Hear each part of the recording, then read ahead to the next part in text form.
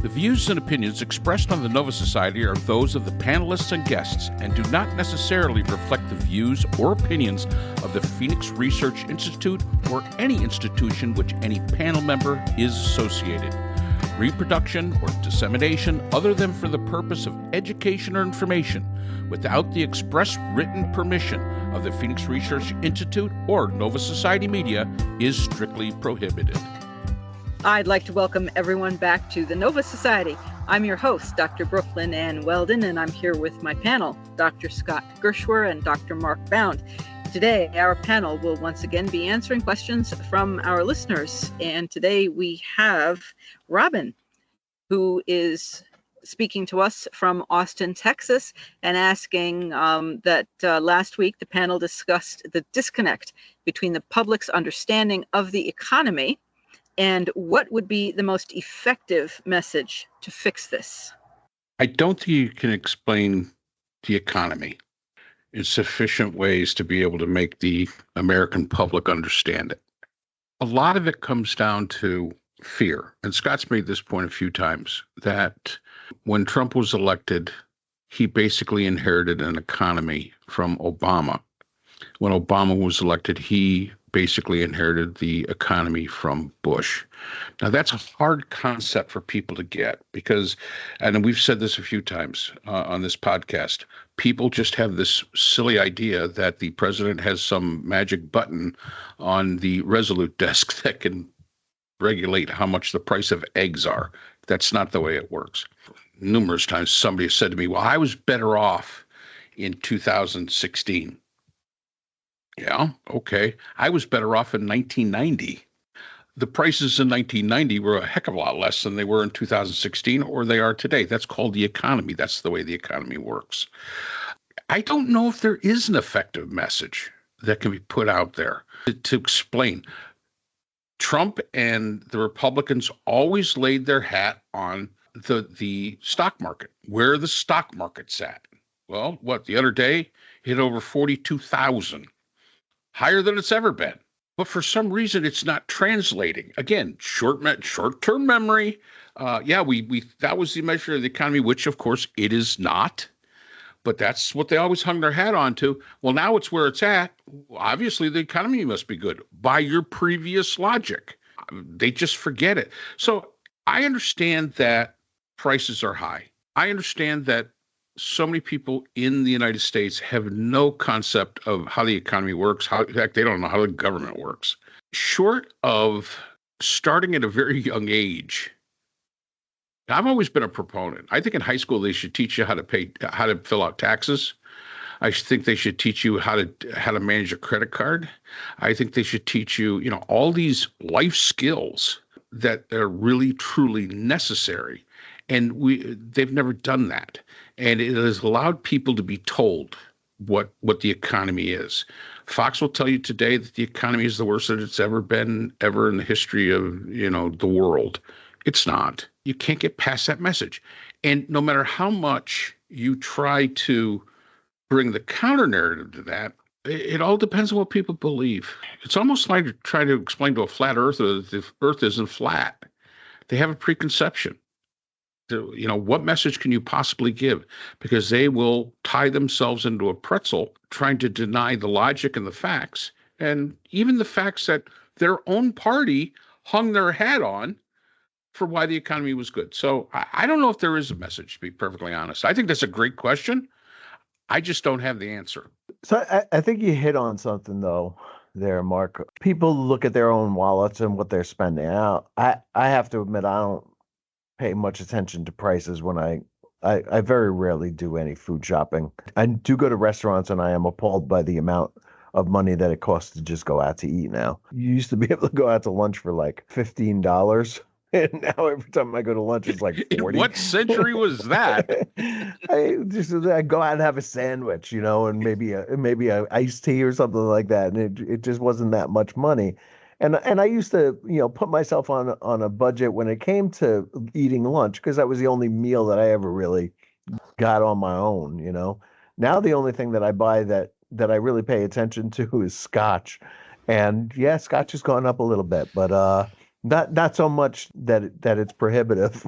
I guess if you really like something, you're going to buy it one way or another. So, but as far as explaining the economy to people, the idea that like the president, like we switched presidents. Trump's no longer president. The economy went bad. It must be Biden's fault. I mean, and believe me, I've heard that from people. I think it was my daughter actually who said to me, Dobbs happened on Biden's watch.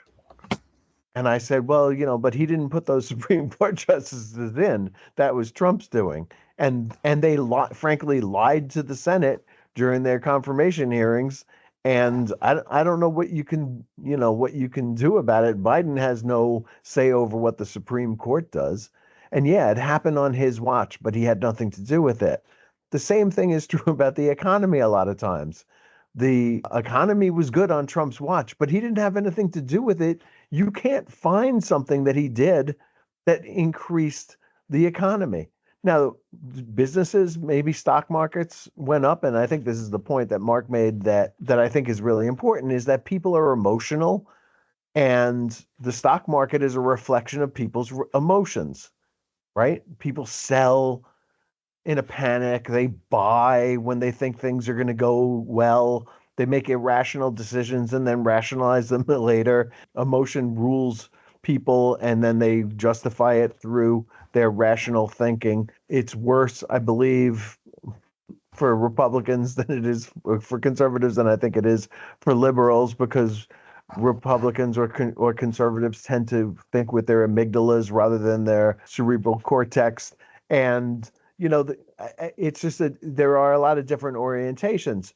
But if you took a graph of all the economic indicators, right? And I think there are some 10 to 15 economic indicators that are probably worth looking at. And you took the bottom axis off, which is years, you would see straight lines coming from Obama through Trump into Trump. You would see a straight line. There was nothing happened to change anything. There's no, you see these big dips in 2008. You see the big dip in 2020. You don't see them at any other time. So you have to kind of understand that George W. Bush's economy affected Barack Obama. It took him at least 3, probably closer to 5 years to get the economy going back to a point where you could call it the Obama economy. Now, he took measures. He did a stimulus in 2009, and Biden was his vice president. And what I think Biden saw was that the stimulus wasn't big enough, and that Republicans began to complain about Obama having the longest recovery ever, rather than Obama did good. He had to recover. Like, he had to recover from something, and what he had to recover from was not caused by him. By the same token, Trump inherited a by now good economy from Obama, and a lot of other good things too, right? Obama had more or less taken care of the crisis on the border. There was a big one, unaccompanied minors at the border, but Obama figured that out and instituted kiosks in different countries that allowed people to apply for asylum from there, and so on and so forth. I've been through all of this before, but there was nothing that Trump did that boosted the economy. Did your 401ks go up during Trump? Yes, they were going up, and they kept going up. That is true. Okay. Did people feel more comfortable with Trump? Did business people feel more, investor class people feel more comfortable with Trump than they do with a Democrat? Yes. Generic Republican versus generic Democrat. People are more comfortable with the Republican pro-business. It hasn't worked out well for the economy, but it is a pro-business stance, right? A friend of mine always points to regulations, taking away 2 regulations for every one that gets done. Well, that seems awful random to me. What regulations are you taking away? What were they implemented for? Did they actually accomplish anything? Does taking them away affect anybody's lives? And the answer to those are, yeah, they do. You took away regulations that affect workers, OSHA regulations. You took away regulations that affect the environment, allowing more drilling on government lands, doing away with the Endangered Species Act, all kinds of things you see, that have negative effects, but that sound good in the abstract. We're gonna do away with regulations. Sounds really good. I will admit it sounds like a great idea until you look at what those regulations protected, and they protect the environment, they protect the workers, and they protect the consumers. Right? There was a really big regulation in finance and banking during the Obama years that has been watered down to the point where it's almost not even effective anymore. And that has hurt consumers, who are, need cheap credit, that they don't have that. I've also mentioned this before, as far as the economy is concerned. This was not an accident. It was a deliberate choice by the Republicans to do away with cheap Chinese goods by putting tariffs on them. Everything that comes from China has tariffs on it. That means that the $5 store that you used to go to, or the $1 store that you used to go to, is no longer a $1 store or a $5 store. They're more expensive. Those goods were made in China. They are still the same cheap goods that you got before. In some cases, there's less of them in the same size package, and that's how they get away with it. But in other cases, it's simply not, they have to raise the price of it. And that was a deliberate choice that the Republicans, who had power under Trump, made in 2018 when he started putting tariffs on things. And he was asked, this is Jody Arrington, Texas. He was asked, did you know that you were going to increase prices for things? And he said, yes. We knew that the era of cheap Chinese goods was over, but it was a deliberate decision we felt we had to make to stop China from stealing IP and so on and so forth, all the other things, unfair trade practices and yada yada. And so these are deliberate choices that were made that took years to go into effect. It does not turn around quickly.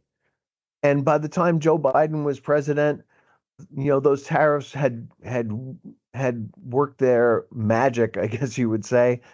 China doesn't pay tariffs, by the way. The importers pay them, and they passed that along to consumers. They held out as long as they could, but finally they had to raise their prices. I know Kamala Harris is giving a speech or doing an interview on the economy on MSNBC with Stephanie Rule. I hope she does a good job of explaining the economy to people, because I don't think the people really understand it at all, and that this is a big turnoff, because the fact is that Trump is going to cost middle-class people a lot more money in a second term than you saw Biden, under Biden's watch, even though it wasn't Biden's doing in Biden's term. I just hope that people understand, begin to understand the economy, that it's huge, it doesn't turn on a dime, and that decisions you make today affect years from now, not today. And that the steward of the economy is somebody who keeps the economy going. That's what we really want our presidents to be, not change agents, but stewards of the economy. If Trump winds up in the White House and does what he says he's going to do with immigrants, many of whom have jobs that Americans don't want, such as the Haitian immigrants in Springfield, Ohio, for example, who are here legally doing work that could not get Americans to do.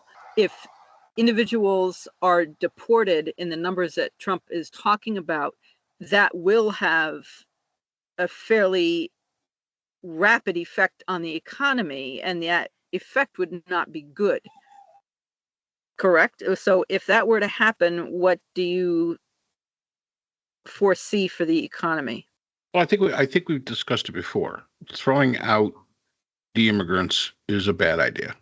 And pretty much any economist, this is one of those very few things that actually economists agree on. There's a lot of sectors that would suffer. And when sectors suffer, the populace suffers. So there really is no good that can come of throwing out immigrants. And unless you can explain it in a way that a fifth grader would understand it. I don't know if you can explain why tariffs are bad, because they say, well, China's paying the tariff. No, they're not. As Scott said, no, they're not. And that cost gets pushed onto the people that bring the goods in. It gets pushed onto the distributors once they're here. It then gets pushed onto the store once it's there. Oh, and guess what? Eventually it gets pushed onto the populace. Nobody's going to lose money. The only group that suffers from tariffs is the consumer. And I agree. I hope that this interview that Harris is going to do, I'm hopeful that she really can articulate the issues with some of the ideas that Trump has about the economy, because it would be disastrous. It would be absolutely disastrous. But there's just so many people that just don't get it. I mean, they just don't understand. And they've heard from the talking heads that they in their own little echo chambers, and there's no dislodging them, because as we've said before, this is a complex subject. It requires some critical and analytical thinking. It requires a little bit of research, and we're not into that anymore. We're into, tell me what I want to hear, put it as part of my narrative, and that's what I'm going to go with. So yeah, tariffs are going to be great. They're going to be fabulous. Everything's going to be just sunshine and roses. And when it's not, I'm going to find a reason that it's not tariffs. It must be something else. Well, yeah, and also, oh, sorry. No, I was just going to say, Scott, before you, the speed at which the economy would be affected if all 11 million people were suddenly yanked out of the economy, I think would also be a complete catastrophe. Yeah, it's pretty. Look, Trump was asked a question about how he would go about this, this mass deportation that he keeps talking about, and would it include women with small children? And he said something like, "Yeah, well, you're making a point. I think it's important that when we take this woman and her two beautiful children and we put them on the bus to be deported or brought to some detention camp, that the extreme leftist media is going to make that look like something bad." It's a little freaky thing to say, I think, because it's going to make things bad. We're going to have police stopping you on the street and asking for your papers. Doesn't really sound like the United States of America to me, but that's what's going to happen. The audience can't see us, but we're all three of us white. We're very white. Hair, skin. What little we still have left of it, other than Brooklyn. Yeah. Brooklyn's got. I think Brooklyn ought to send us some of her hair, because you and me we're really struggling in that department. It would definitely keep growing. But this idea that, so if you're I guess a dark-skinned person and you're just living your life, walking down the streets of everyday USA, and some dude in a black raincoat comes over and says, "Can I see your papers, please?" That's the vision of America that people are going to be voting for. So beyond the economic issues, I just see the insanity of turning us into a police state so we can get rid of immigrants who in most cases are participating in our society, paying taxes without getting anything back for it. Of course, we want everybody to be here legally. We want everybody to be counted. We want everybody to follow the law of our country. There's no doubt about that. But the idea of turning us into a police state because you're afraid of a few immigrants is just insane to me. And you know what, Scott, you make a really good point.